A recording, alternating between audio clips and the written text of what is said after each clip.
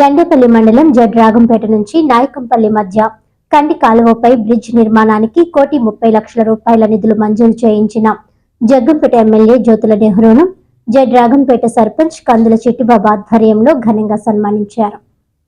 ముందుగా గండేపల్లి మండలం జడ్రాగంపేట గ్రామం నుంచి నాయకంపల్లి గ్రామం వెళ్లే దారిలో ఉన్న కండి కాలువపై బ్రిడ్జ్ నిర్మాణానికి ₹1,30,00,000 నిధులు మంజూరు చేయించిన జగ్గంపేట ఎమ్మెల్యే జ్యోతుల నెహ్రూను సర్పంచ్ గ్రామస్తులు ఘనంగా సన్మానించారు. ఈ సందర్భంగా చిట్టిబాబు మాట్లాడుతూ, ఎన్నో ఏళ్లుగా ఇక్కడ బ్రిడ్జ్ నిర్మాణం కోసం ప్రయత్నాలు చేశాం, అయినా ఫలితం దక్కలేదని అన్నారు.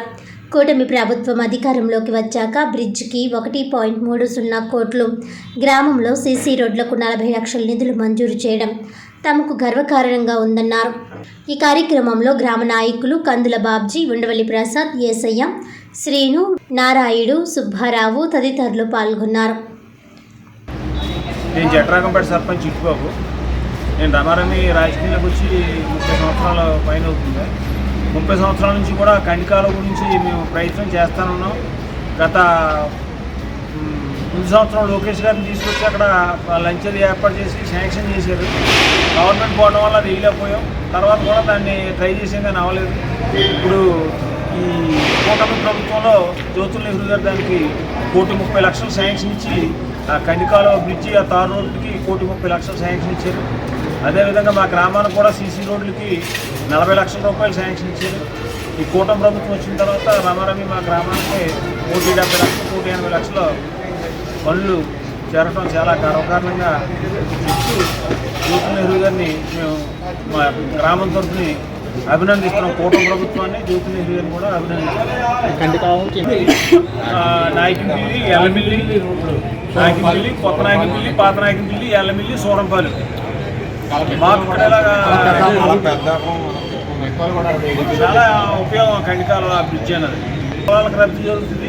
4 గ్రామాల రైతులు నీలాద్రిపేట, జడ్రాగంపేట, ఎల్లమిల్లి, నాయకంపల్లి, సూరంపాలెం గ్రామాలకి లబ్ధి జరుగుతుంది. ఈ గ్రామాలన్నింటినీ కూడా విద్యార్థులకు సన్నబియ్యం భోజనం కార్యక్రమాన్ని Karakuduru high school HM DSV Subbarao ఆధ్వర్యంలో గ్రామ కూటమి నాయకులు ఘనంగా ప్రారంభించారు.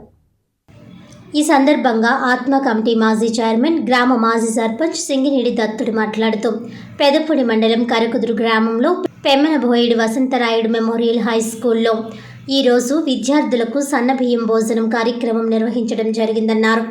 అదేవిధంగా ముఖ్యమంత్రి చంద్రబాబు నాయుడు ఎన్నికల ముందు హామీ ఇచ్చిన మేరకు ముఖ్యమైన పథకం తల్లికి వందనం పథకం క్రింద ఈరోజు విద్యార్థుల తల్లుల బ్యాంకు ఖాతాల్లో నిధులు జమ చేయడం జరుగుతుందని, ఇంట్లో ఎంతమంది పిల్లలు ఉంటే అంతమంది విద్యార్థులకు ₹15,000 ఈరోజు విద్యార్థుల తల్లుల అకౌంట్లోకి జమ చేయడం జరుగుతుందని, కూటమి ప్రభుత్వం ఏర్పడి ఏడాది పూర్తయిన సందర్భంగా విద్యార్థుల తల్లులకు కానుకగా ఈ పథకాన్ని సీఎం చంద్రబాబు నాయుడు అమలు చేయడం జరిగిందన్నారు.